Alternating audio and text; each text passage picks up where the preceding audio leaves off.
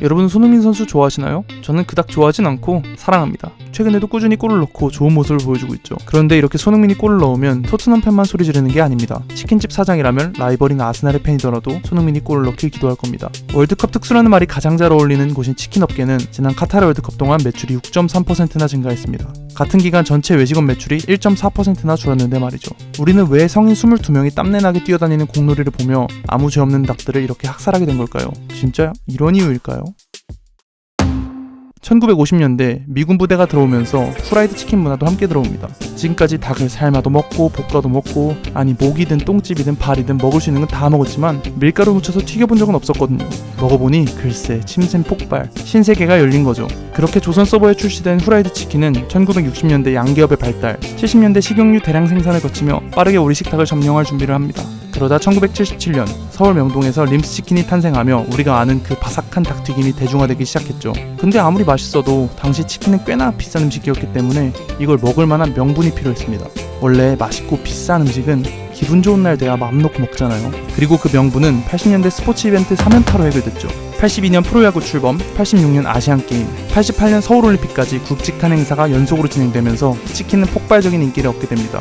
페리카나, 멕시카나 등 우리에게 익숙한 근본 프랜차이즈 브랜드도 이때 함께 생겨나며 배달치킨 시장을 열어줬겠죠. 주말에 가족들과 함께 간 야구장에서 집에서 친구들과 국가대표 축구 경기를 보며 도파민을 폭발시키는 스포츠 경기와 바삭한 후라이드 치킨의 조합은 진짜 이건 못함니. 스포츠는 곧 치킨이라는 공식이 성립됐습니다. 이렇게 우리나라에선 스포츠와 치킨 공식이 있었다면 해외에서는 맥주가 스포츠와의 근본 조합인데요. 여기에는 생각보다 거창한 역사가 있습니다. 일단 1만 년 전 이상으로 거슬러 올라가야 하는데요. 터키 남동부 게베클리 테페 유적지에서 고대의 파티 장소가 발견됐거든요.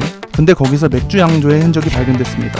뭐 어차피 잔치하려면 맥주 필요하니까 멀리서 사오지 말고 산지 직송을 하다가 바로 마셔버리자 하고 양조장을 세워버린 거예요.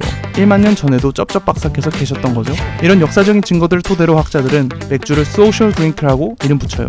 직역하면 사교 음료인데 어쨌든 사회에서 하나의 윤활유 역할을 하는 음료다 이겁니다.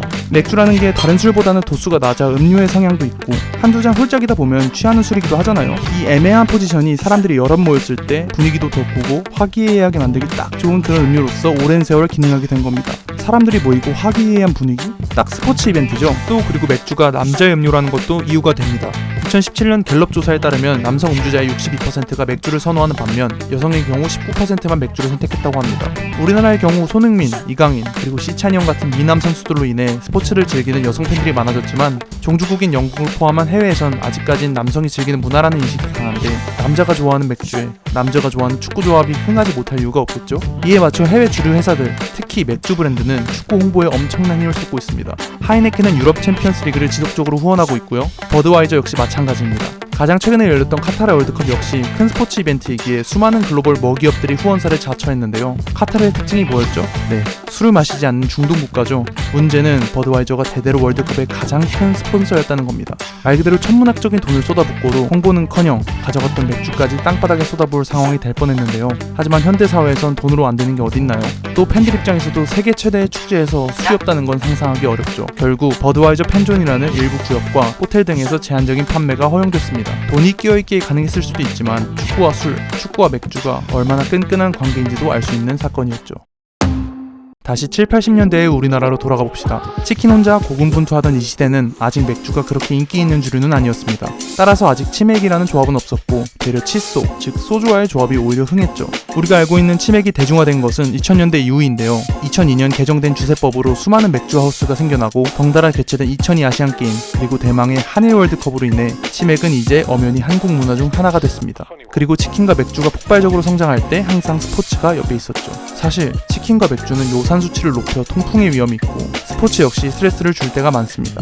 하지만 밋밋한 5일을 지나 찾아온 꿀같은 주말, 탁 쏘는 탄산과 기름진 튀김, 그리고 녹색 운동장 위를 굴러다니는 공이 없다면 우리가 무슨 낙으로 살까요? 오늘 영상 시청해주셔서 감사합니다. 스포츠로 세상을 보다 스포츠 창문이었습니다. 그리고 초반에 말씀드렸던 한국식 후라이드 치킨의 원조 림스 치킨은 아쉽게도 역사 속으로 없어져 자취를 감춘 것처럼 보이겠지만 사실 아직도 80여 개의 가맹점을 가지고 있다고 하네요. 제가 관계자는 아닙니다만 이 핑계로 저도 조만간 림스 치킨 하나 때려야겠습니다. 드셔보신 분 후기 좀 부탁드립니다. 감사합니다.